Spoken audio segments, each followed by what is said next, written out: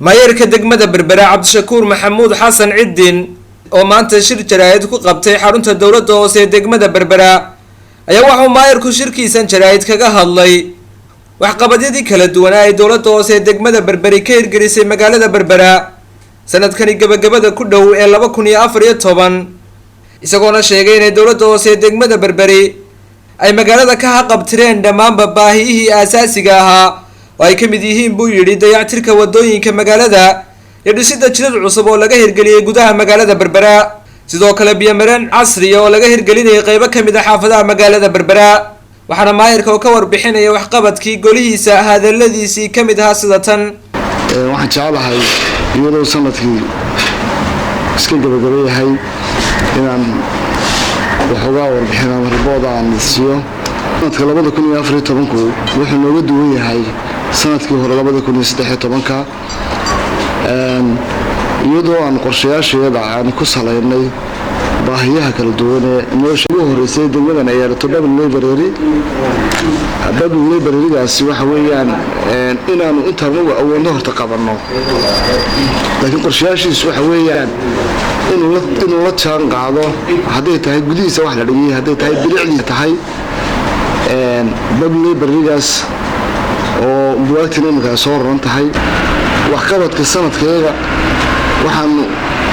waxaa ku jira qorshaha bilicda magaalada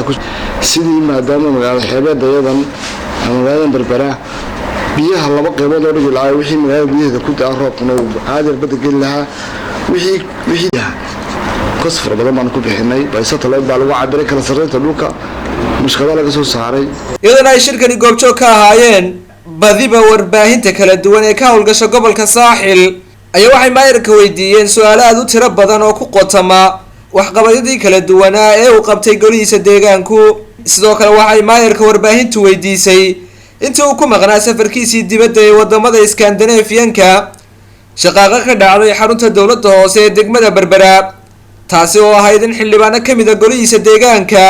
ay gacanta u qaadeen ilaalada gaarka ee wasiirka wasaaradda arrimaha gudaha Somaliland Cali Maxamed Waran Cadde waa ka mar kale isagoo maayarku ka jawaabay su'aashaasi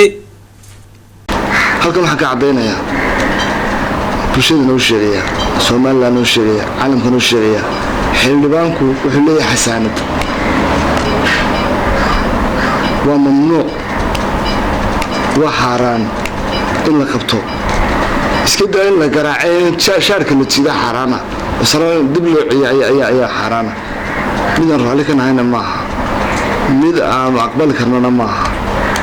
mid aan yeelanana maaha mid aan raali ka nahayna maaha waanu ka xunnahay Khalid Xasan Nuur telefishinka madaxa bannaan ee Bulsho TV Somaliland magaalada Berbera